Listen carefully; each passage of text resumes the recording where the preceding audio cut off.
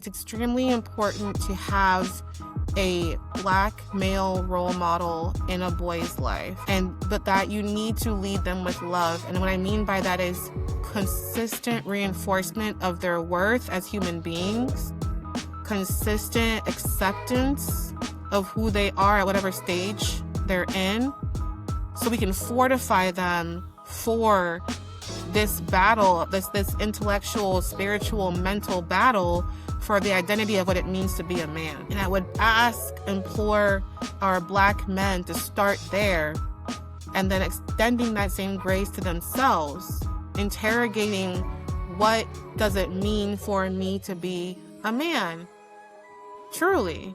And what is my role? What role do I want to have? Where's my place? And more importantly, I would argue, how does my Black female counterpart fit into that, if at all, or Black male counterpart?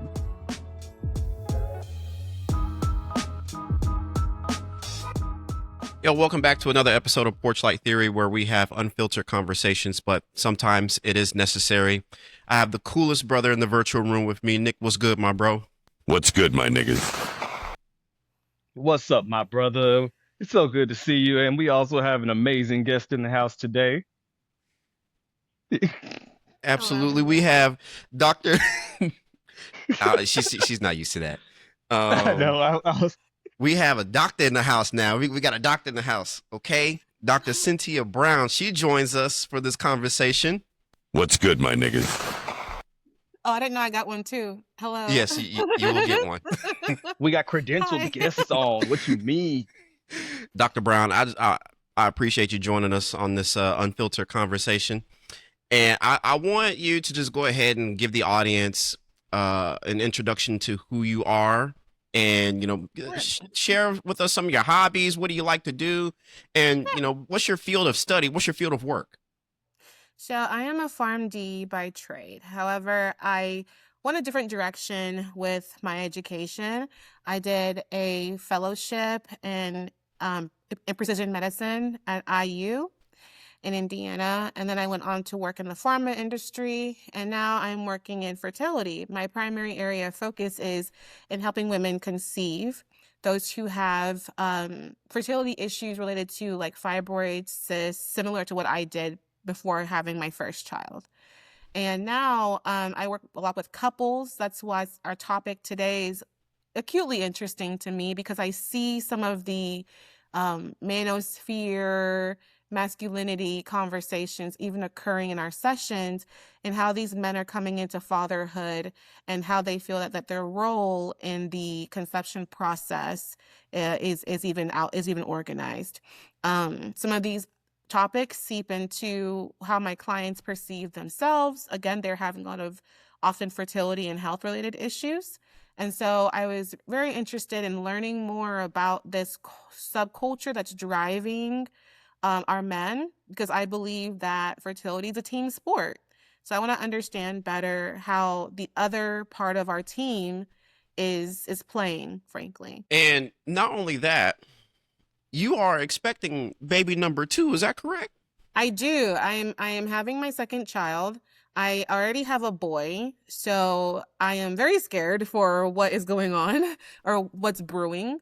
And now this is my second child now, and we are lucky we're having a girl this time around. And so I'm scared for different reasons now. Thank you.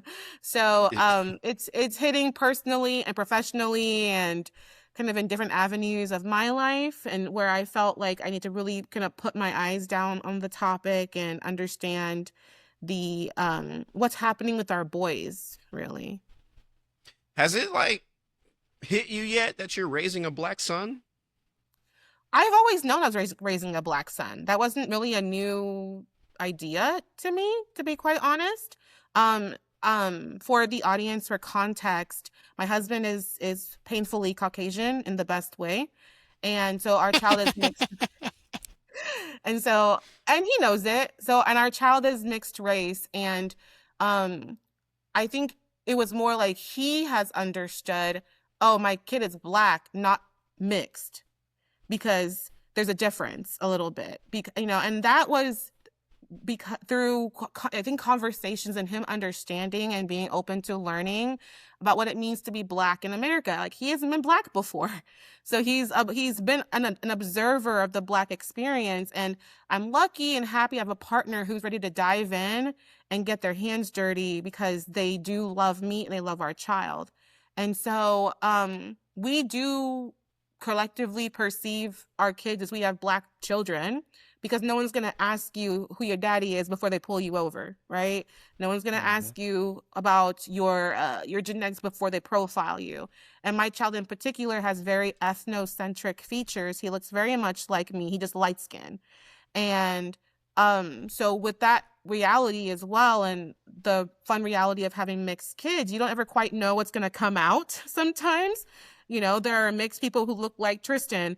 There are mixed people who look like Amber Rose, or, you know, who are like the spectrum of what your genes will do in there is it's like gambling. With that in mind, and having the same framework that regardless of whatever comes out, you're Black. That's a cohesive family ideology, family, you know, train of thought. And then now the question is helping him navigate the world as a Black man. And with that, I intentionally created situations and silos for him to support that, whether that is intentionally having Black men around him that can model masculinity and Black masculinity specifically, or whether it is in the how he spends time with my family. And that's the alarm for his inhaler. I apologize. Or it's how he spends time with my family and my father and my brother, and having conversations with the Black men in my life and saying, like, I need y'all.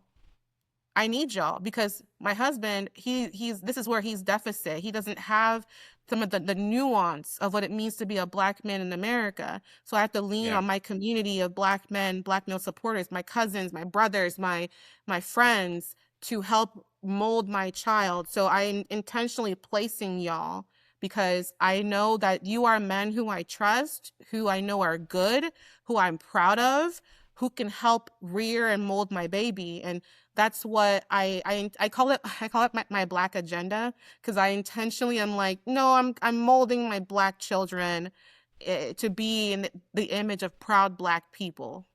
You know, one thing I do want to ask, and you might be repeating an answer, but you know, raising a Black son, you know, there's a lot of weight to that. You know, because we have to navigate racism and then law enforcement, billionaires, government. It's just so much. It's so much. And all we wanted was just 40 acres and a freaking mule. So, but then there's like little things added on to it, like cherries just added on top to the pile. And one of them is the manosphere, which you brought up, which is part of the conversation that we're having now. And it's just knowing that this is something that's going to be waiting to try and pounce on your son. You know, what goes through your mind? It's generally concerning, because I think it seems like one of the easiest gateways down that route is the internet. And so I'm acutely paranoid about the internet, paranoid about screen time, what they're consuming passively and actively. I mean, he's only 2, and you know, we are having conversations about, okay, when is cell phone appropriate? When is this appropriate? When is that appropriate? Because those are like gateway drugs and down a deeper rabbit hole that we can't protect them from. And so I have the concern, but at the same time, from what I'm reading and understanding, there are also like risk factors for that. A lot of the men and male leaders in that manosphere world seem to be a bit misguided and do not have positive male role models at home. For one, it seems to be a major risk factor. And luckily, his father is a good man, and as well as his uncles and friends who are helping mold that identity. So I think he's at lower risk of that being an enticing thought. Second seems to be financial, where those men are a bit or were in very precarious financial upbringing, and many of their followers are currently going through financial strain. And the idea, like one of the selling points of the manosphere is like, if you do this, you'll get money, you'll get women, you'll get this. And it gives a very tempting, straightforward solution to many of the perceived, real or not, problems that these men are going through. And luckily, like, I'm fortunate that I'm not in a financial situation where my child would be at risk for that. And as well as, his father and his family is supportive. So I'm not really worried about that risk factor. And I think, the loss of it being self-esteem, it seems like, is a major risk factor in how you view yourself physically as a man. Whether it's like, do I have the physicality of, I don't know, muscles and the conventional masculine look? Or do I have a beard? Is my beard connecting? I'm not as concerned about those things, only because I don't have any much control over it. Like, he's two, my child is 2. So I think he's very, very handsome, very masculine right now. But I mean, he, I'm like, but he does get confused for a girl a lot. So I don't know. I guess, we'll have to see kind of how he develops and how, puberty is. But I think that's just through supporting them through those changes, supporting them through team building, through sports. Like, I think there are things that you can do to engage your child before they hit that. And I think part of the issue, honestly, with all of the manosphere stuff is a failure in parenting, and that a lot of parents don't engage with their kids from day one. A lot of parents wait until the boy or girl is a teenager to care about what's happening in their lives, because, I can't talk to them. I'm really trying to redesign how we go about parenting. So we're trying to be involved from day one. We're trying to be interested from day one, so that there's not a gap where you wake up one day, you don't know your child anymore. I don't think those men are created in a silo. They're created in silence. I do want to reserve the floor for Nick if he has any comments or questions, bro. I was going to say, I do love how you kind of went into that, especially with how you framed it with the initial portion of the internet being a contributing factor, and then also going into the past of a lot of these young men, where especially what resonated with me and what you were saying was in this team aspect. And a lot of times when I hear a lot of the rhetoric within the manosphere, it does come from that divisive point of them against us, superiority to a certain extent, adhering to a hierarchy, Right. and things of that nature, which, maybe we can get into it, but I've always likened it a little bit too, especially in the South, a lot of more of the religious styles of, hey, the woman must be subservient to the man as per what the Lord says. And that's always been the pervasive feel, depending upon your upbringing. But just to kind of tie it back into the points that you were making, especially tying it to the internet, then the income as well, and then perception as well, that was a big part of it. Just for those that you all don't know, because a lot of the manosphere talking points is like, well, you guys, a man, you got to make the 6. Tristan and I joke that you got to have like the 6s for you to be appealing to a woman based upon what the man believes. You got to be 6 foot, 6 figures. Is that what I guessed? Oh, 6 foot, 6 figures, 6 pack. Yeah. Oh, That's my the bad. devil. My bad. You got to have the abs. You Wait, gotta Wait, have did you all say that. 6 inches? Wait, Yes, you that's said what I'm 6 saying. inches? We're not going to Yeah, gloss I over was that. like, well, I was talking about their sexual prowess, and I'm like, okay. Hold on, Dr. Brown, 6 inches. Because in my head, I'm Hey, like, oh, wow. my job is to get women pregnant. What do you want from me? You got to piss some men off. They're going to be like, 6 is a lot, man. I literally have to. I am timing and organizing people's sex lives. What do you want from me? You're right. You're I'm right. sorry. Also, This is an unfiltered conversation. Absolutely. You're not gonna embarrass me. But do you see how enticing that is, though? Like, okay, here are the rules.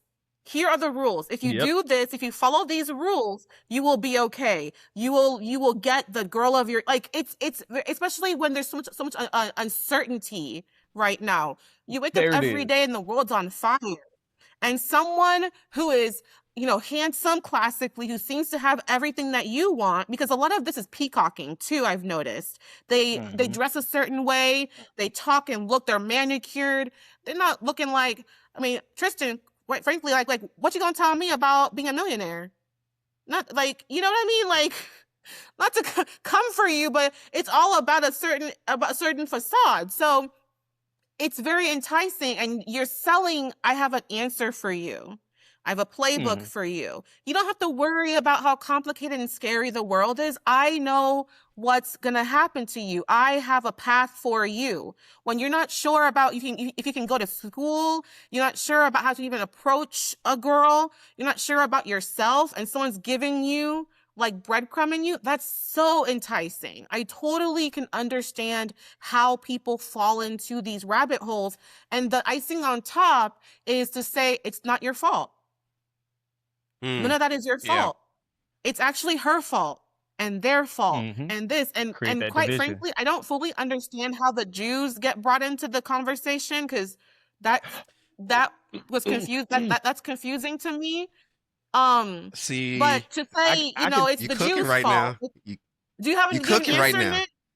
I don't. on that Okay, we both of us can hop in on this one, but bro, you go ahead and get it first. Get it first, bro. Okay, so it kind of ties back to what you said. It provides the scapegoat for where you were deficient and lacking in a way. So kind of where you were like, hey, the reason why, it's the women's fault. That's why your life sucks right now. Oh, the reason why you're broke is because all this certain group and demographic of people, that it's their fault and all that. It obfuscates their lack. So anytime those young men get into a space where like, why aren't I rich? Well, if you really think about it. The Jews. Oh, wait. The Jews. I was going to say, do you have a Jew button? Like, don't... A Jew button? Nope, not touching that one. Like, not touching that one. Nope. Come up where you said hold up. I was like, wait, am I gonna hear something? Like, no, I do not have a Jew button. No. Oh wait, and just to throw in, some facts a little bit, so that way, since young man, don't ever let the internet get you gassed up on thinking that that's a reality, because it is not. Like Dr. Brown said, these people are peacocking. Do you know what the average income for people around our age? I'm not going to try to age everyone, but for men it's in about America, 30 to 40,000, 25 to 34 years, actual annual income 61,000. There's nothing wrong with that. Oh, we up, because it was 40,000 when I checked. So look, we're up. That's great. And that's okay. Okay, then that adds, because again, it's a simple solution, because if you were to explain how entangled our economy is with the world, if you were to explain, here's how we got here and all these bad decisions made by people before us, that's complicated. That's not very attractive. To be just to say it's the Rothschilds' problem, it's the Rothschilds' fault, that's a lot easier to understand, So it's simplifying the problem and giving you a simple solution for it. If you were to explain, here are the issues with gender dynamics, and here's where women come into play, that's complicated. No one wants to hear that. If you just say it's because women these days aren't good or aren't as they used to be in the good old days, it's more palatable. It's easier to understand. So. It's easy not to have to critically think. Yeah, yes, exactly. Yeah. See, we cooking right now. To your point, to both of y'all's point, Nick and Dr. Brown, one thing I do want to add is that the manosphere is rooted in white supremacy. So that's where you see that connection to anti-Semitism. And in earlier episodes that Nick and I have talked about, we've talked about how conspiracy theories can sometimes form itself as a question, or it's something innocent and fun. But until we start denying reality, denying facts, or denying actual experts, then it leads us to a slippery slope of anti-Semitism. That's where you have people like Andrew Tate or Myron Gaines and Sneeko. Or what's the one that I learned from that documentary? Tiki Taki? Tiki, I Yeah, didn't know that who that guy. man was, and now I never knew who he was. HS Tiki I Taki, know. like Meeting they new all people saying stuff today. about the Jews and whatnot. They've already entered that slope. Yeah. So saying something like, you know, Gucci Man is a clone. Okay, that's a fun conspiracy theory to have. There's nothing Yeah. wrong with that. It's harmless. But then to I deny push back on reality, that. saying I think all that don't go stuff's there, bro. harmful. I think all Gucci that Man stuff's is not a clone. No, I don't think it is, but I think that a lot of this, I said it in one of those original episodes. We got to stop allowing people to Mhm. have as many opinions as they have, because at this point, people really think Yes. opinions hold the same I'm weight as starting facts. to need. I'm starting to need, like, I need you to submit your citations before you give me your opinion, because Uh-oh. it's See, getting y'all are ridiculous. gonna be good friends. Y'all are gonna Thank be you, good because friends. It's why? because I refuse to. We respected people too much, and we were too nice to people. We need to start bullying people. That's Thank another. You you. stumbled upon one of my trigger points. Start calling people stupid again. Bring back bullying online. Bring back cyberbullying. Start calling people dumb. Tell them to shut up. Drive them off the internet. They're ruining our children. People are too fucking stupid. It's too enticing to be dumb. And I'm tired of being nice to dumb people. I'm trying to engage with you respectfully, and I'm like, oh, you're really stupid. You're actually just very dumb. Like, you don't have the capacity to understand what I'm saying. So it doesn't really matter how I say it, what I say. Your brain is mush. And that's where I fall upon my own. This is my elitist privilege of being educated. I'm like, oh, you're dumb. This is the elitism in me. I'm like, oh, I read some books. I know how to think, and you haven't. But because we both have Wi-Fi, you think you can talk to me. That's the problem. That's the problem. I absolutely agree. Sorry. That's Full I sit tangent. on too. I sit Sorry, on too derailed many. chant. Rant. No, you're fine. I sit on too many committees where No, it'll be like, well, this is let's this leave is it to where the you subject can do matter this, Dr. expert. Brown. Well, that's what kills me. We This- used to this is where- actually value And subject that's matter okay, experts. because you see how I stay in my lane of black lady stuff, pregnancy stuff, fertility stuff. I don't discuss the economy. I don't know about that. I don't discuss white people business. I don't know about that, actually. I observe. I'm an observer of white culture, even in my own household. I'd be like, that's your people. I'm just watching y'all. Yes. So I'm like, you see how I stay in my lane of very acute things I can discuss? I don't even discuss makeup. I don't know about makeup. I've been doing the same look since 2015. So why, but I know my lane, and that's okay. I'm not trying to be a finance. I'm not doing that hypergamy, how to marry a rich white man. Like, no. Which that fries me too. That's another triggering conversation. I hate when I see that stuff, and I hate the weird race content of, like, telling my black wife, white people, that they would know. I'm just like, I fucking hate you people. Like, and the fact that if I ever mention I have a white husband, I get grouped in with them, and I'm like, we're not that kind of interracial couple. Yeah. Like, it's embarrassing for me. I bet you get roped in those conversations. Like, Oh my How can you be God. pro-black and you got a white husband? You're not Y'all really aren't- pro-black Y'all then. aren't You saw that RG3 and video? his wife. And I was like, who? RG3, Robert Griffin III and his wife. I saw that, and I'm just like, you see how Milk I just stay fetishes over and all here that. minding my own damn business? I don't bring me up, because I don't. What am I gonna say about it? I'm like, this is the nigga I bumped into. I don't know. Like, so who knows? speaking of staying in your lane and whatnot, you know, Sorry. Shut up and dribble. there are times when the manosphere will, like, you know, I won't say intersect. They'll just, without even using a blinker, get into your lane. So how does the manosphere impact your field of work in terms of So- having women make babies? So, number one, when I'm dealing with women, they've probably gone to several specialists and people before me. And they often feel broken, ashamed, embarrassed, because they're having issues conceiving. And that is primarily like your job, right? As a woman, like, you got one job: stay pretty, make babies. That's kind of their philosophy. And what really kills me is they're often coming to me from this point of blame, like it's my fault, I'm broken, it's because I got this, I got that, and I like to have a full conversation. So I want to hear about what's going on with your husband, what's he bringing to the table, because honestly, my dark theory is it's often the husband, but we don't discuss him. The dark theory, you say? Because I can't say that. It'll get me canceled because that's her husband, right? So I can't tell him he probably shooting blanks. Let's go analyze that. Oh, you mean to tell me that your husband is 45 and he never had a kid I'm just like, that's interesting. Let's interrogate that. So trying to be respectful because that is her husband. I gotta be careful how I come at him. That's your partner. So I try to be positive about it, but literally I'll have men be like, it's her thing. Just tell me when to nut. And I'm like, okay, that's inspiring. It can't be that easy.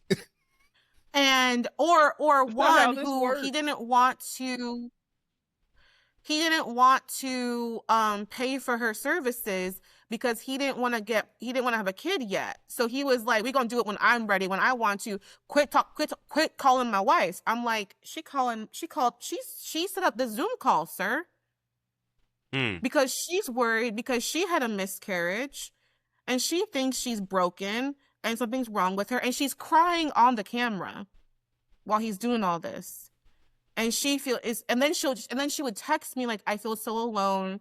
I'm so sorry. I don't know. He doesn't care. I'm just like, it makes me really concerned.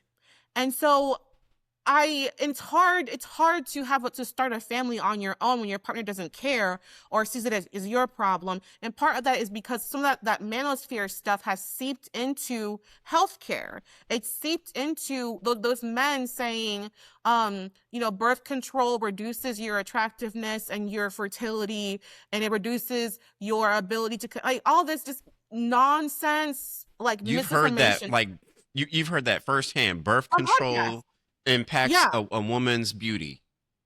That it makes you like uglier and less attractive or attracted to men. Like almost like because you're on birth control, it's like turning you gay, I guess. It's like, so apparently the pheromones or something is being interrupted by the birth control. So niggas know when they on that shit, like, baby, something off with you. Like, it's that birth control. Something ain't right. That's not how any of that works. That's not how, because I mean, the funny thing is, often we have like one session where I will map out what's been happening with her cycles. I'm like, oh, you're having sex on days you're not fertile. That's it. You get pregnant. You're fine. Like it's quite that simple because people are so misinformed about their own health. You don't even know how to get pregnant. There's only a couple days you can do. Like I'm lucky that with this pregnancy, literally I was passing my husband on the hall and I was like, we do anything this week? I got these 3-4 days I'll get pregnant. He said, okay, thank you for informing me. I got pregnant.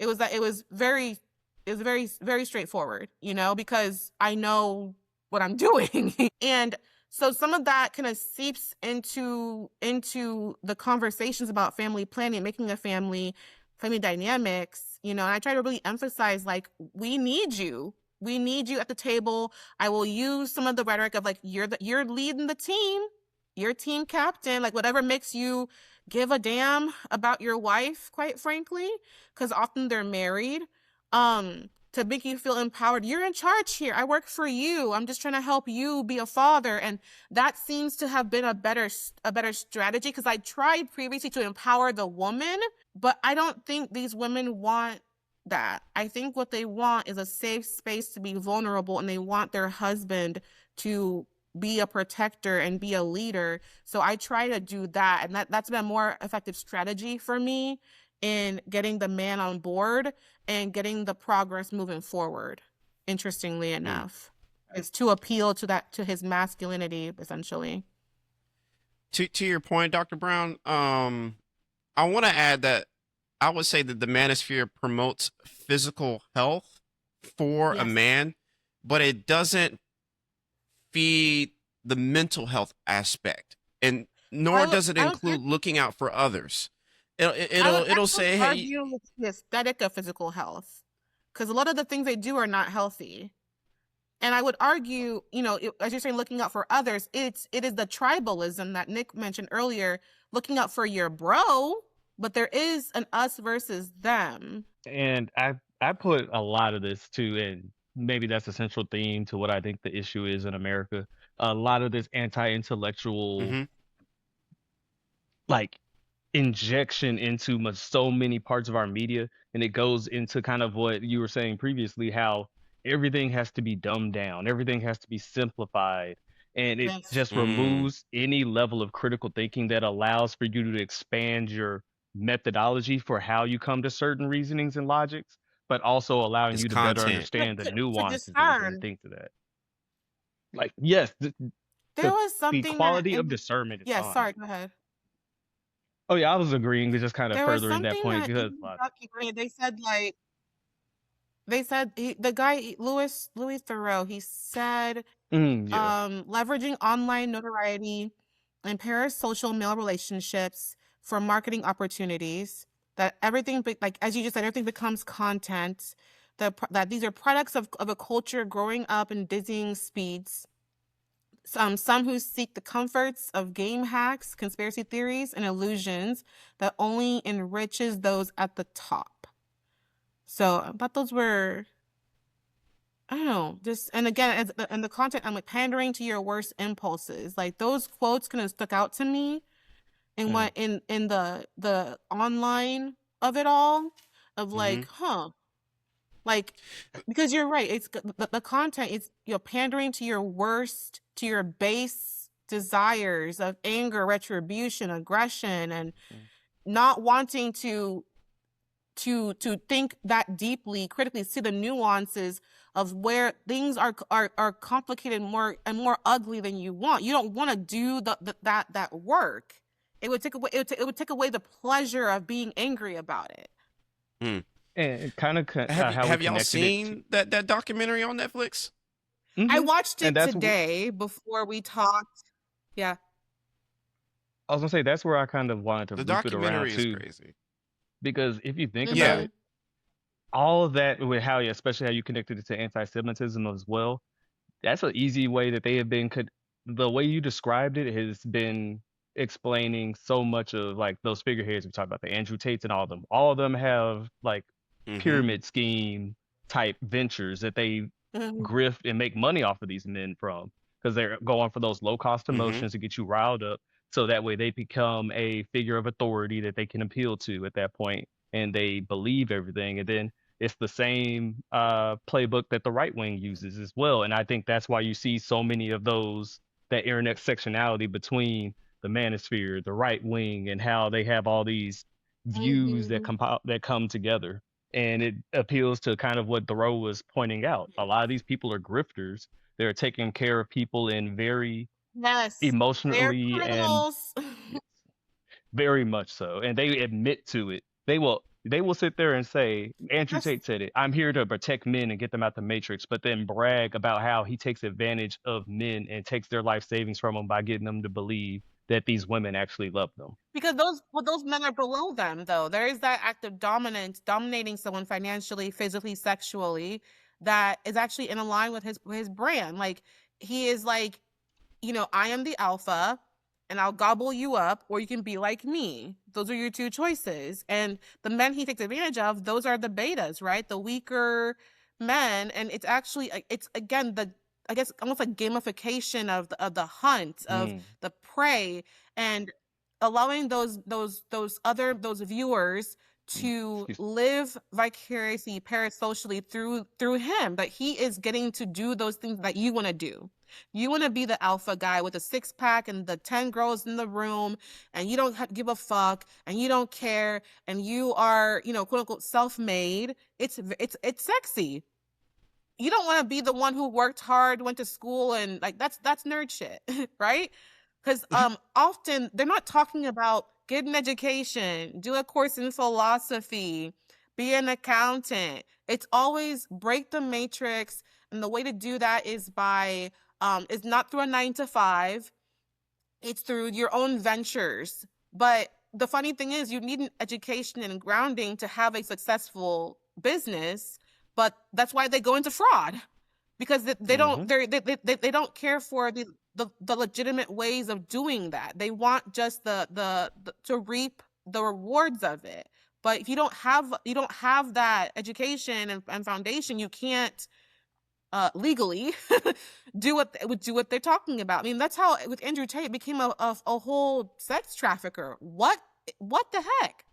Yeah. What's happening? Like, how did we lose the plot so much? The HS Tiki Talkie guy did a hit and run. Like, what's happening? You know?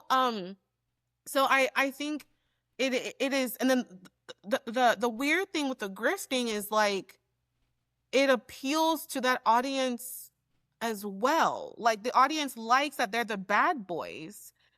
Like, all that goes back to, again, the base desires to do something bad, to hurt other people, to take and not feel sorry for taking. It is the most carnal, primal part of you as a person that they're really singing to. And in all of that, I see the connection to our president, of why they love him and why many of them, why he is a connecting point between the manosphere and that super right-wing pipeline. He is that guy. He is the guy who takes and doesn't care, who steals, who uses weak people, who runs over them, and it feels good. It feels good to be bad. It's like putting out a cigarette on your wrist. Like, yes. Yeah, it feels so good. Yes, like, you know, you don't. Why would you have to have empathy? That's an emotional exercise, right? Using those more, I would say, demanding emotions of empathy and consideration, when I can just take it. You know, whether it's taking sexually, financially, physically, he does all of that. Andrew Tate, they do all of that. It's the worst part of you. I would say it also sensationalizes the worst parts of hypermasculinity, to your point about taking, not apologizing, doing everything without permission or anything like that. It reminds me of how it creates that. I don't know if you've ever remember that one meme from like the late 2000s, the beat it chick meme, where the nerdy guy and the nerdy guy is like, why is he always going for the thugs? He's always going for the thugs. He comes up out of nowhere and it's like, get away from me. I got money. You're fat and pregnant now. Beat it, chick. Fuck out of here. Fantasies. Like, I'm going to boss up one day and you're going to regret being mean to me. Okay. It's like they watched Revenge of the Nerds and missed the point. But that perpetually... It creates the cycle, because now you're becoming the thug. You're becoming the thug in the picture. Why is he always going for this? Why is he always going for that? To be that person from day one. Again, it's just another way to appeal to your base instincts. But the difference is the thug with money. The thing is money. Money is sexual currency for men. Beauty is currency for women.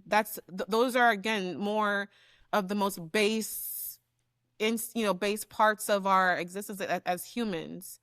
And also, like, I mean, I would argue, like, because a lot of these men don't see women as people, as humans, as equivalent beings, we're not going to interrogate the nuance of, like, okay, she's quote unquote going after the thugs. All right. What is motivating that action? Like, there is a reason people choose bad partners, you know?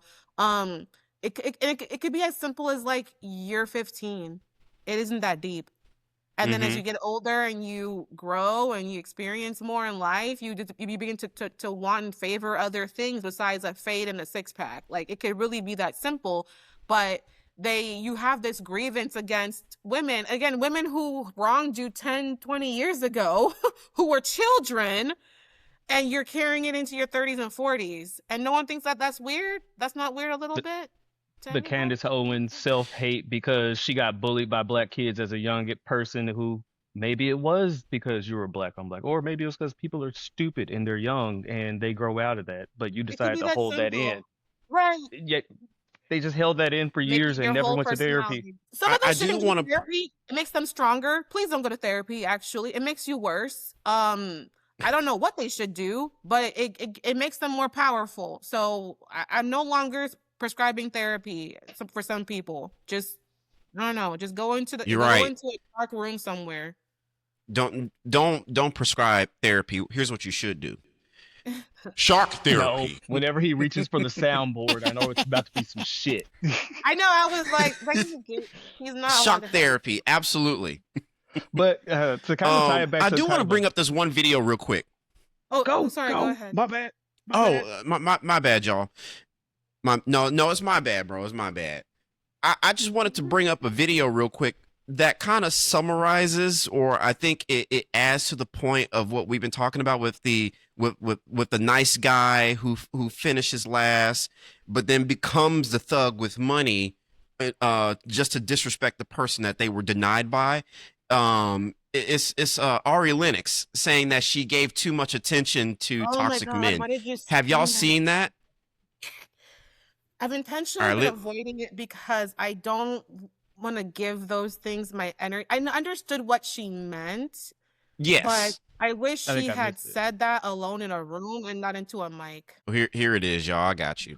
I think I have a thing for toxic energy. So I think there's still some more healing that I need to do, because when I look back on all of these energies, it's a shame I gave them so much time and there were sweet energies that I didn't. And Yeah. so now I see those sweet energies getting married and starting families.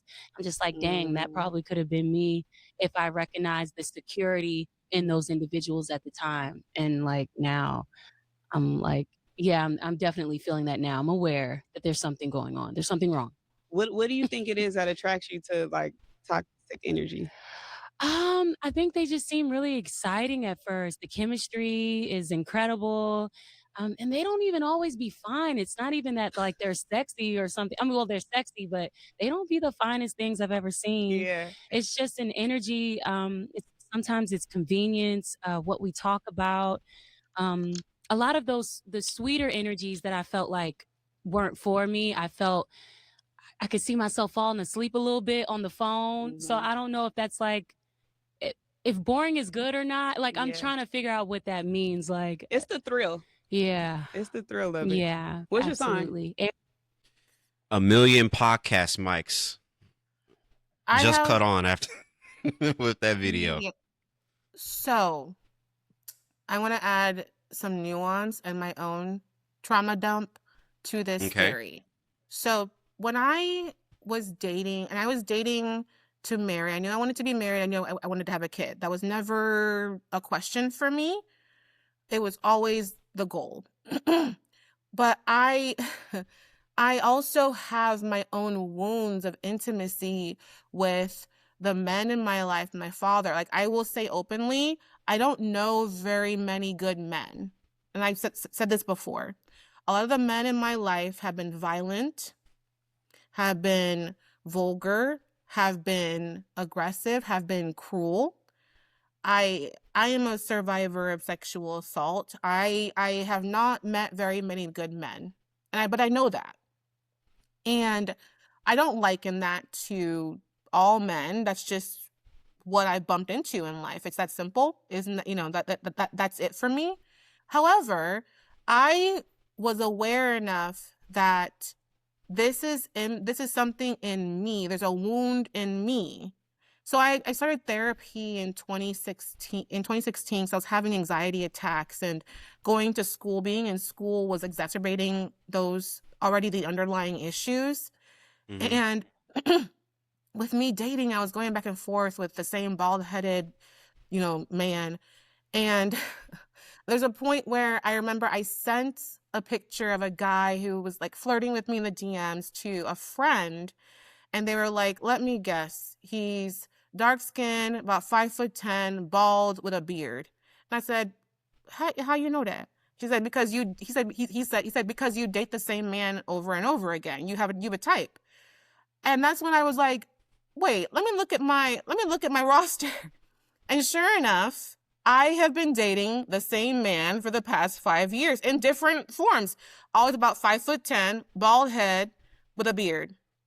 Guess who else is also about 5'10", bald head with a beard? My daddy. And I realized, I'll get there. I realized, like, a through line is I have to work and earn the love of these men in the same way I have to with my daddy. So when she's saying it's exciting, I would argue it's just what you're used to. It's the norm. And so what I did that changed my dating outcomes was I said, okay, so my wiring is messed up. Some part of my brain is like, I'm used to this. Let's go to this, down to the same physicality of a bald-headed man with a beard. So I'm just going to do the opposite because clearly my wiring is messed up in here. Something is broken in my psyche that I am seeking comfort, and that comfort is abuse, right? So what I know is violence and aggression. So clearly I can't quite trust that. So let me just do the opposite of whatever I would normally do and see what that does for me. So whenever I would meet a guy, I'm like, ooh, okay, this is feeling very comfortable. Wait, red flag, right? Because I know my wiring is gearing me to go towards violent men who will make you earn love, men who make you work for love, men who have very conventional, quote unquote, traditional ideas. And that doesn't ever work out for me. So I'm going to go the other direction and just see what that does and teach myself, normalize kindness, normalize gentle men, normalize men who are patient with me, and I had to intentionally retrain my brain to what it's attracted to. You have to unlearn a lot of stuff. Exactly. Because just by default, you go to what you know what's normal for you. And if I'm coming from a background of trauma and violence, I'm going to go towards that now because that's all I know. And that's how I bumped into my husband. I'm going to just try something different. He was kind. He was nice. And that really is it. I was like, you're reasonably attractive. I know you can read. Sure, I'll have dinner with you. And that's literally it. And meanwhile, we met on an app and he was like, I really love this sculpture. I knew you were really into art. I love this. This quote was so interesting. He had done all this extra effort to understand me off a profile that a man had never done before. And, he asked me, okay, what do you like about my page? And I was like, because you be outside and I'd be inside and I like to be by myself. So that was it. And he's kind and he's patient and he's never risen his voice to me. He doesn't bring out, he's overly kind.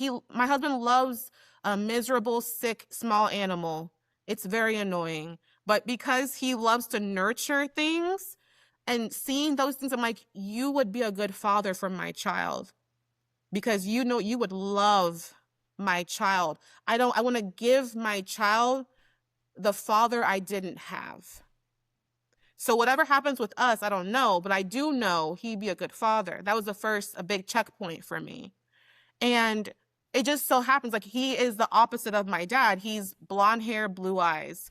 But it was in opening myself and saying, I'm going to be open to something different, acknowledging something is up with my wiring where I keep choosing the worst human beings in the room. And I think Ari kind of stumbled upon that a little bit in saying she was appealed to the negative energy. Something in you likes that kind of chaos, that kind of violence, that is something in your brain is saying this is good. You need to retrain your brain a little bit. I don't agree with the part about nice guys are boring. No, you're mentally ill. That doesn't make sense. No, you're not well, and that's okay. I'm not saying anything's wrong with that, but you're literally saying that safety is unappealing to you. That's something you need to really think about, you know? The nuance I think people can have regarding what Ari Lennox was talking about is, rather than having room to say, well, some of the issues that you're talking about are on an individual basis. Like, we can talk about, maybe you have some issues, like you said, Yes. Dr. Brown, on how you can heal and how you can move forward. But the problem is that there is People extrapolate there's a small but loud community that will take that clip right there. They're going to eat off that for like 6 months. They're going to take that clip and they're going to use a blanket topic and say, this is why women don't deserve XYZ.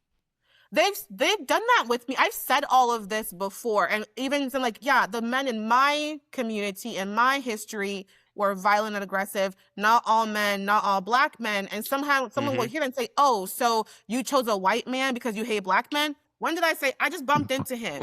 He wasn't the only nice person on Hinge. It just so happened I was free that day. It's that simple. And turn it into a larger conspiracy theory, a larger brush about your views on XYZ. So I because I've already dealt with that. That's why I'm like, they're gonna clip this and say, this white man's wife is trying to make a whole breed of mixed race babies, and that's why you shouldn't trust her. I already know, because I already dealt with it. But you can't, I was just like, I'm like, there's nothing I do to explain that this is my isolated experience. Well, because you already have that conclusion. You're just looking for things to reinforce your own conclusion. Like you're trying to pick and choose and clip appropriately to fit what you were going to say anyway. So I don't, for those people, like, I don't know what we can do about them, because they have their own agenda, if you will, and are just simply looking for things that they can modulate to fit that agenda.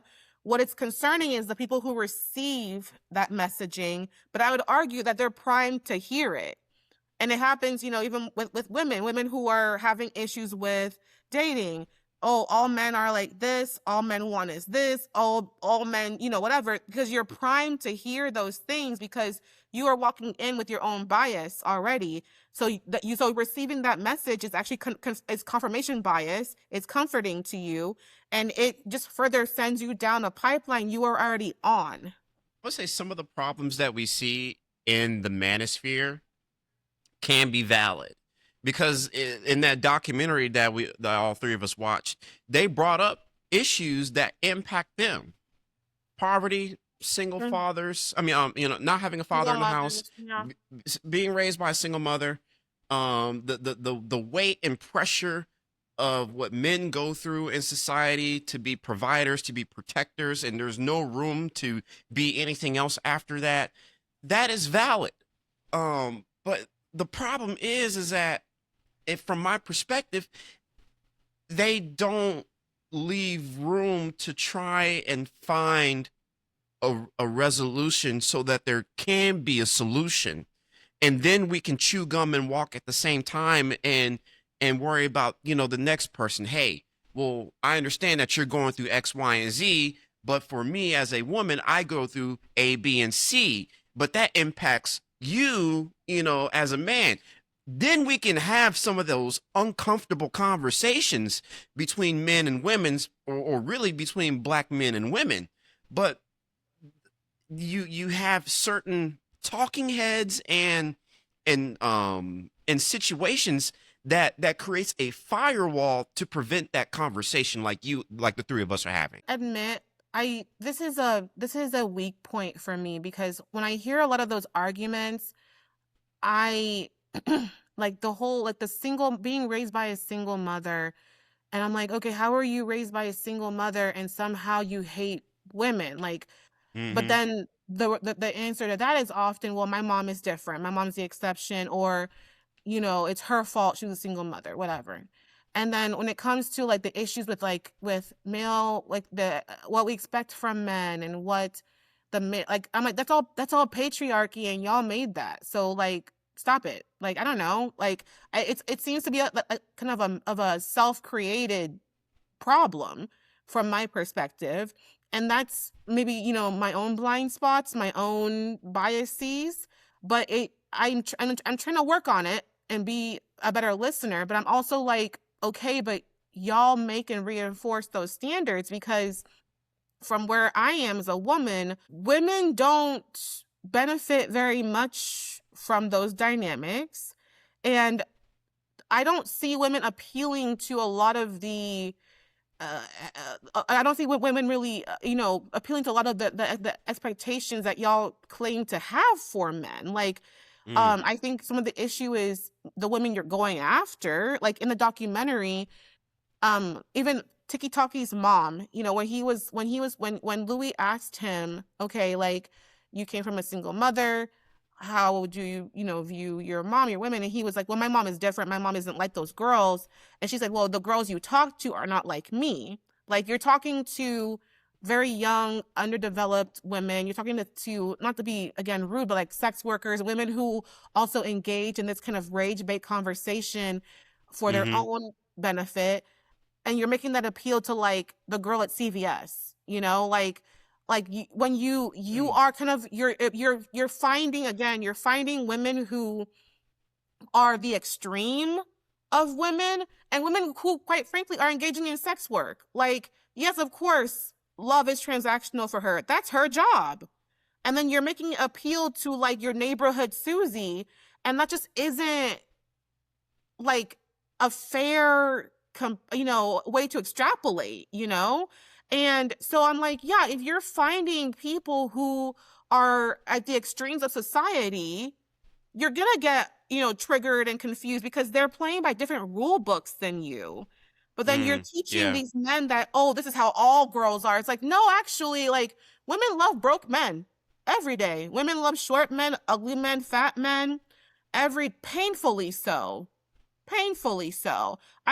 So that's not really the truth of it on the ground, you know?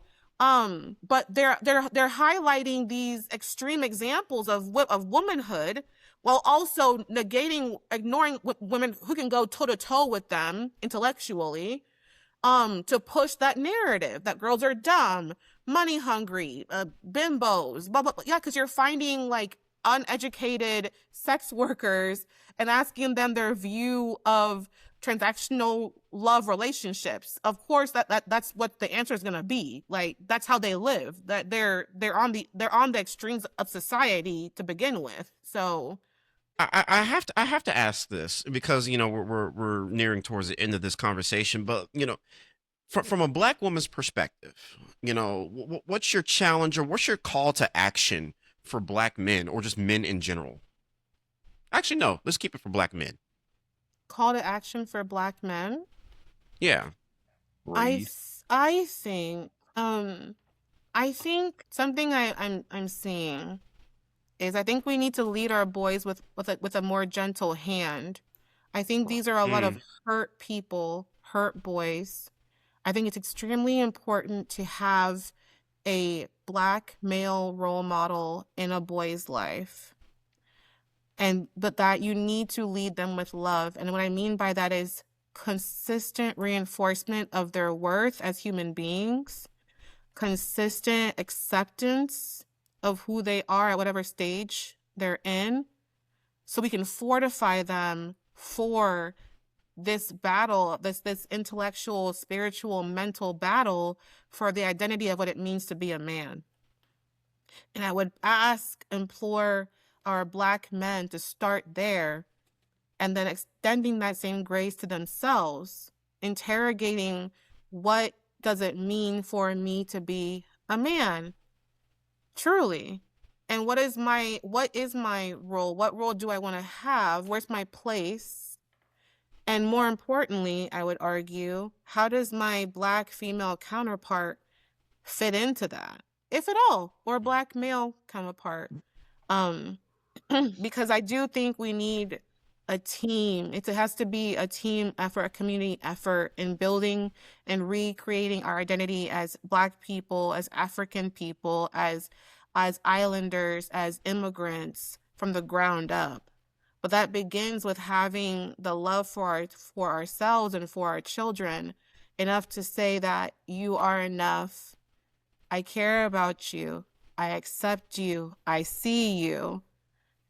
And when you start from there, I think you fortify a person in a way that gives them resilience, because you fortify their identity, their core.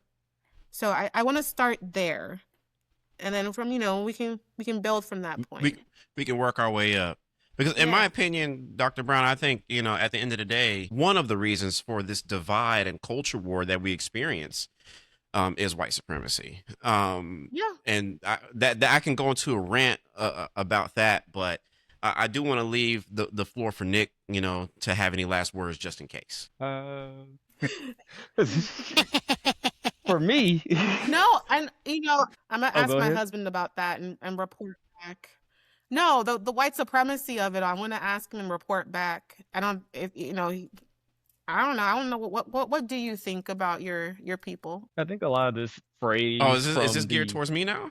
No, your last comment about white supremacy being the my bad. of the male. The boy crisis we're in. Yeah. I mean, for some people, they can look at it like that's a stretch of a statement, but I guarantee you, it links back to links back to racism. Say like religion and evangelicalism. Like we didn't really touch on that because that's whole another trip. But they are a coupling. They're definitely two swords. But yes, closing remarks, Nicholas. I would say that a lot of this, especially that we've discussed, Tristan knows my feelings about it. I think it's all established in the concerted movement to push intellectualism within certain aspects of our media and what we consume, but also in a lot of the curriculums that we've also been sadly inheriting over the years, and a lack of evolving and involving people in a more direct way to allow for the varying styles that people need to actually learn. Because I think a part of it is that Black people, especially young Black men and women, go ignored, and as far as their assessments is where does the education system need to meet them, especially from a socioeconomic and demographic status, to ensure that they actually are scholastically sound, I would say.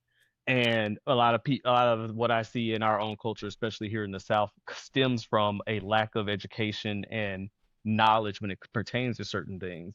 Like I know that there's a lot of men in my family that, I won't say a lot, there's men in my family that would have some of those same remarks that you see a lot of men deal with, like, well, all I gotta do is this, or this lack their understanding of the biology of a woman compared to them or themselves, how they, so far as biologically, have so much to contribute to the health of their partner in so many ways, and having that lack of understanding does not create a partnership. It creates just a dichotomy that I typically don't believe work. And it's okay. And essentially, I'm saying all this to get knowledge. Well, is that simply just a lack of education, or is that like, I mean, do they care to learn about the woman's health, or are you saying like we can start earlier? Yes, essentially, especially how I think America has started to really move away from the valuing of the sciences and making sure children have an understanding of it. I see. I think it starts at a very young age. I was blessed to go to a private school growing up, so I had a different education and view of what education is and how it's valued. Negro. Oh yeah, I'm one of them. I'm pinky up with it. What you mean? Parents pay good money for that education. Wait, but like you weren't Jack and Jill uppity. You weren't a Jack and Jill Black person, were you? I mean, I went to a Black private school, so I still don't get it twisted. Don't get it twisted. It's OCBL. It ain't that fancy. Well, I wasn't born rich and privileged like Nick, so that's why my opinion is more valid than his. Well, damn. Hey, I went to private school. You did you too, in the Tristan. hood now, baby. Yeah. I went to First Baptist. in Okay, well, I Dallas. went Yeah. to a public school, but because I know I got a white husband, I got 10 points off. So I guess we're all equally yoked. Yeah, two I mean, uppity don't Negroes. get it uppity twisted. I Negroes. graduated from public school. Yeah, I was gonna say my Tristan, defense. I that's went you. to You cannot bring I your went to resume and be predominantly like, black institutions up until college. not us over here. Like, wait a minute, no, this is. We're trying to justify it like ourselves right now. Like, well, actually, justify black cards on here. I'm an immigrant, and that's why. But to get back to what we were saying, I do feel that if we can do better about ensuring that we educate ourselves and those around us and actually hold each other accountable to listening to facts as opposed to opinions and challenging them.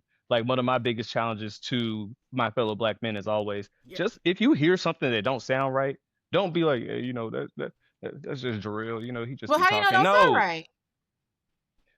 How do you know that's not right though? Okay, when you have the urge to respond, when you have the urge to react and not be proactive with your response, if that makes sense. Don't be complicit. So like, if I hear like some type of gender war discussion happening, and all of a sudden I have like this sudden opinion about women, maybe I should chill out before I say something else. Because there's nothing really we fair can enough. do at the moment that's really going to change the status quo. It's going to be a slow bleed of accountability that has to be started within our own communities. Like we have to create those role models, like you said, that young black men need, and start making sure that they're more Right. boisterous. Make sure that they are they're not doing it in private. I'm sorry, I'm at that point now. It's like Their don't voice wait to pull your homeboy in outweighs private. Yeah. Essentially. Yes. There's so many more ways we need to start holding Thank you. ourselves accountable, and I think it gets better. Yeah. So I mean, Nick's path. I think they're all valid. Nick's path is saying we need to hold each other accountable. I'm over here saying I'm pointing at white folks. That's yeah, because why no, but for real though, white supremacy, the manosphere, capitalism, that they all have their fingers locked in with each other like this, and they need each other. Yeah, they all need each other. Absolutely, they do. You can't have capitalism without the manosphere. You can't have manosphere without racism. Yeah. And then I think we've talked about it in earlier episodes, bro. Where when it comes to dealing with the manosphere. Quickly, because I have a baby pushing on my bladder. Please excuse me. Oh, do you think? Do you think? Dr. Brown, I just wanted to just catch you up to speed on like what I was saying, in terms of like why I shift some of the blame at white supremacy is because for men we see and hear the problems that that they express, and they can't punch at the system. They can't do any of that. The closest that they were able to do was January 6th, but they can't punch at the system. They can't do any of that. And so the closest thing that they have to release their frustration or anger, women. Yeah. So that's why they'll blame feminism. They'll blame women for doing X, Y, and Z. They'll come up with these theories that that there is this plan to demasculize men, to make men more feminine and whatnot. And if we see black men being more feminine, then white folks are gonna think that's cool and trying to imitate that, and then it's this whole smorgasbord of conspiracy theories. Again, I've said it time and time again. It just leads to a point of the anti-Semitic point of no return if one continues the path of the manosphere. Just a quick touch up, especially since we have Dr. Brown here. Tristan kind of spoke on it, and it was a recent topic on the Joe Budden podcast where Dr. Lamont Hill was going back and forth with a guest about basically the guy was like, man, maybe we need to, and this goes back to toxic masculinity, we need to rebrand the name feminism, because it's not that I don't support it, but it's hard for men to get down with it because you're calling it feminine. Oh, you haven't heard that interaction yet? I don't. It doesn't register to me when I hear that. It's like, It was what's one of wrong the with that? dumbest Well, takes, but that basically we as so men need to take over feminism and change it because it's how it sounds. So it's so, patriarchy. but no, wait.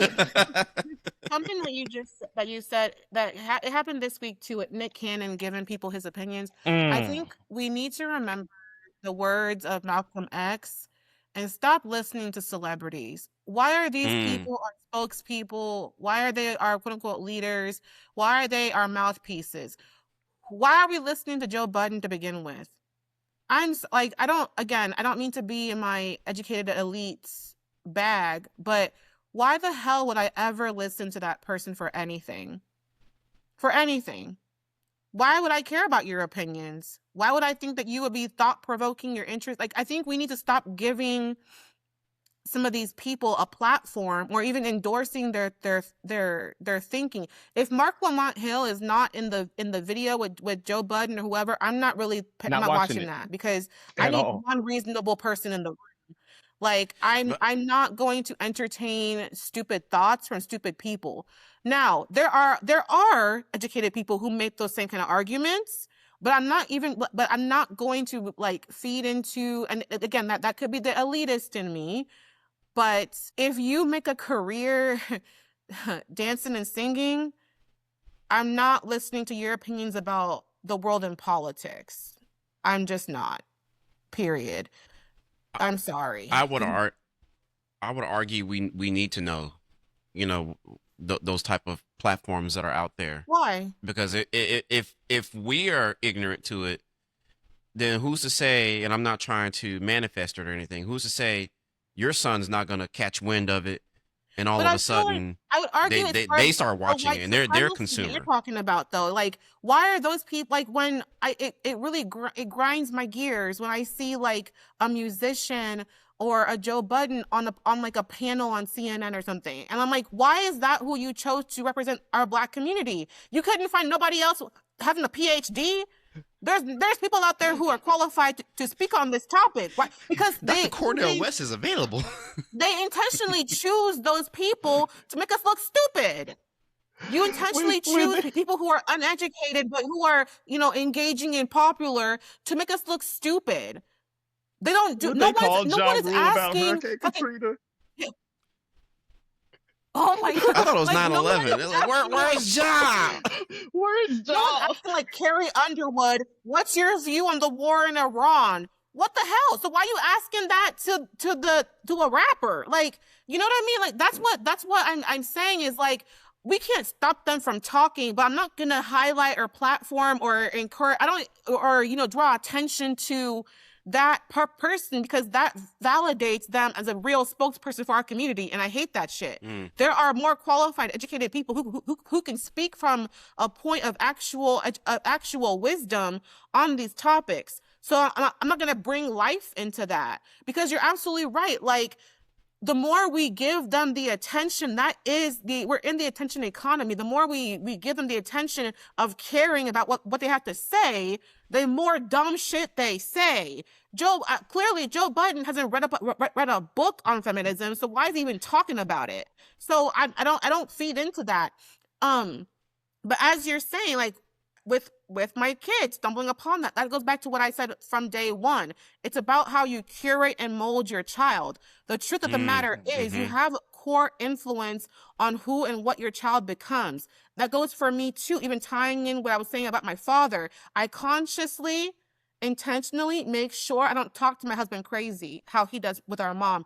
Making sure that I respect my partner, making sure that I'm not being controlling, making sure that I'm respecting him and making him a partner. When it comes to who the head, I'm the head. I'm the head. I'm the head, and he's the shoulders because that's who I am. But he lets me rest in that masculine lead, whatever the fuck, because he doesn't care about that.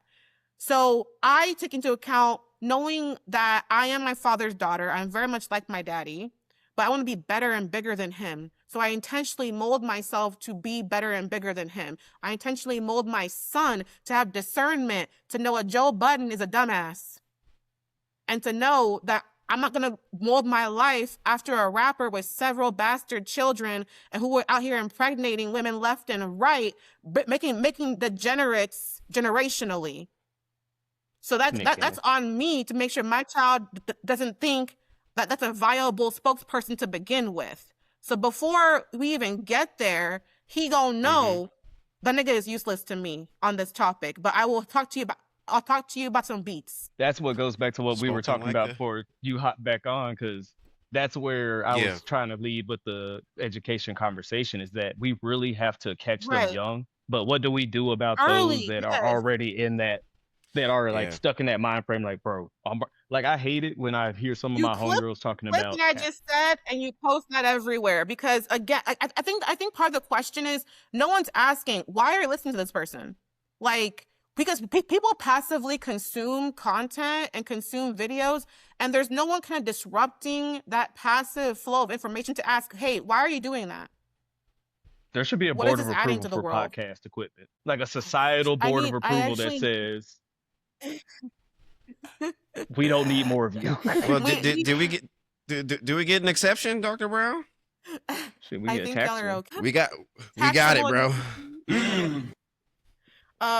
But no, I painfully agree. But I think it's adding in more disruption to their flow of content. Like, even the fact that we said Joe Budden in this podcast is probably the algorithm will probably seep it into a little bit of the manosphere stuff just organically, and you'll have someone calling me a bitch, and that's fine. But you had someone pausing and asking you, why are you listening to that? Like, I think we need to start questioning some of this stuff and kind of, I guess, gentle parenting people's mushy brains into working again. Because again, the fact that we even validate some of these opinions is a problem to me. This ties tangentially, and we just ranting at this point, to like the Lotto discussion about how she's pregnant by 21, he's married. There's a whole discussion of the value of marriage, Black women being married, baby mama culture, And I said, and this is not nice, I guess, but I was like, honestly, this is hood rat culture. This makes sense to me. Let's leave it at that. Like, why are we intellectualizing poor decision making just because the person has money or attention? It's quite simple. Yeah, like why would I think that someone like that would see the value of a two-parent household and structure? You come from the hood, or you're hood adjacent or whatever. You come from a single mother, it seems. These things are normalized. What we can discuss is why you think that's normalized, but I'm not gonna, intellectualize your decision making, because it actually quite makes sense for you and your people. Like, okay, cool. Because it's entertaining when it's people who have money, but it's disgusting when it's people who are in the poverty line. And why is that entertaining to? Like, why, again, appealing to your base instincts? Mm-hmm. Why? I mean, I love a good kiki too. I love a good gossip too. But I posted about it. I'm like, this is not that interesting. This is not that unique. This is actually just hood rat culture on a larger platform. Many of them are people who come from poor circumstances and poor backgrounds, who hit a lick through their talent, and now have money to embarrass us publicly as a culture.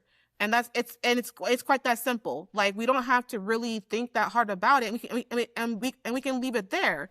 What we can, interrogate is, okay, why is this normalized in our culture? Why is this an okay thing? Is there value in a two-parent household, or is there not? I'm open, these are things that I'm open to discussing, but I'm not going to sit here and think that this person's decisions and how they talk and how they move is necessarily very groundbreaking, unique. Because you can meet you can meet a Joe Budden right now at our gas station. So we don't need to pretend that there's anything, profound that's going to come from that man.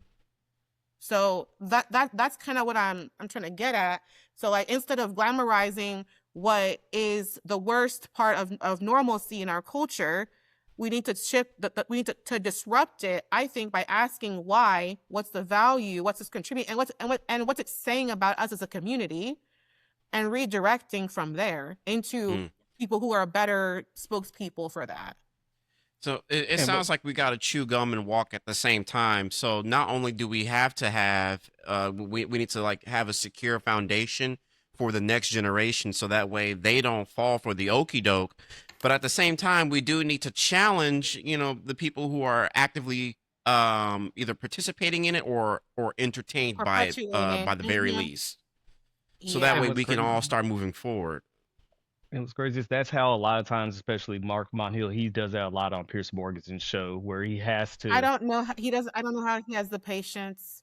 Like Oh my goodness. I love He, listening to he, him. he, Yeah. he's working overtime. I guarantee you. Because that there's so many Yeah. that man's times working when overtime. where he has to explain that again to like where you're like, I'm not going to engage with the surface level dumb shit that it is what it is. Now, if you want to go into the nuances of Yes. how we got there, how the cake is actually built, Yes. the ingredients that go into it, cool, we can have that discussion, but Hmm. We I'm do not about that. to debate whether or not a cake is a cake. Like it's right there. It is what it is. Right. Exactly. Yes, I'm a fan of his, and there's other really smart, intelligent black men on socials, and I'm Mm-hmm. happy. I love retweeting them, reposting them. It's great because I love seeing our men be smart. It's so exciting. And it's also entertaining and exciting to see you post the hot takes that you have on TikTok. It is fire. I love it. Keep going. Keep going. I love it. No, but Um, thank you. but I want to go ahead and start wrapping things up. But I know we Dr. did two Brown, and a half podcasts in one. I appreciate you just taking the time out of your busy schedule to hang out with us. Thank you Oh, for This for is sure. having me. this is a fun conversation. It's Yeah. enlightening, and it's nice to um discuss a problem and work on creating a solution together like this. And I think this is what we as a community need to see and do more often. Because it's easy to talk about the problem. Trust me, I love talking about problems and complaining. But it's harder to come up with the solution. It's harder to Yeah. come up What with do a we do next? resolution, to move forward after this. So, I appreciate you, just coming into this space, and you're always welcome to come back. Thank you, and it was good to have you. I'm looking forward to meeting you, Nick. Now that I know where you live. Same here. I was gonna say you definitely got to come back on to have that topic, how we were going into the whole religious side of this. And Tristan and I, we've brushed up on it a few times, but I really want to get into Yes. that cultural Yeah. religious connection. Yeah, Honestly, we got to do an in-person record one day, all three of us. we need to talk about what's pickling interesting me is they said that someone said like we're the fact that we are seeing less mixed people and less light-skinned people is a sign of a recession because people are staying home. People are not as open to mixing. People are really hunkering down in what they know. Hmm. And I'm Mm. like, huh.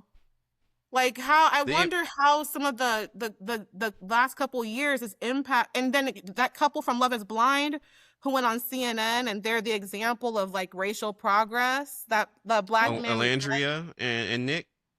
No. They went to That's Love Island. no, it's this couple. Yeah, that's Love Island. They went to the one I'm thinking of is the dreadheaded man went to with his blonde hair, blue-eyed white girlfriend went to Fox News. Mm-hmm. You picturing who I'm talking about? Yeah, or the Yeah. Olandria of it all, and the dark skin of it all Alandria, she fine. Wow. for no reason. It's not fair. I didn't know they made people like that. Mhm. Like she know, came. I underestimated her Mine People game. was made in That's the for sure. lab, and she's actually a cyborg. She's a sex bot made in the lab to distract black men from something. And that's About that. Keep and your you can- third eye open. that. Stay woke, my brother. I don't know Keep what your third eye open. I don't know what That- she's it's- distracting y'all from, but it's working. You see how I'm distracted? Because why is she look like that? The absence of evidence is not the evidence of absence. Yeah, there you go. I know. Why is she ridiculous? She's a sex bot. She's not even a human. I don't believe it. Yeah, keep your Keep your third eye open. Thank They you. out here. The government is listening. The Exactly. There's known knowns and there's unknown There are known unknowns. knowns and there are known unknowns. Unknown, but there's unknown knowns. But there are things that we don't. There are things that we do know. There are things we. You're calling me crazy today. Circle back in 10 years. You're going to see the wiring. Quote that. Get out the matrix, guys. Oh my God. Bye. Yeah. It's been a Yeah. We've gone full circle. We've gone full circle. Good evening. Matter of fact, I'm signing off. We got to find that pretty Venn much sums it up diagram in for this. between. That sums it Intersectionality, up for baby. this episode of Porch Light Theory. Thank you so much for taking the time out of your schedule so much, to Dr. listen Brown. to us rant and have this moment to have this conversation. And we're looking forward to posting another episode. Again, Dr. Brown, you're more than welcome to come back here. So whenever you want to shoot the shit, and anytime, just let us know. We got you. There is a space for you here. We up the street. you. Let me Got know. you. We can always catch up at any point when y'all Literally. come. Most French 95s, all three of us, after you have the baby. Thank you. Appreciate you, boys. I'll let y'all know how it goes. Most def. That Prayers pretty to much you and the sums it up. family. We'll catch you all in the next episode. Thank you. Bye, guys.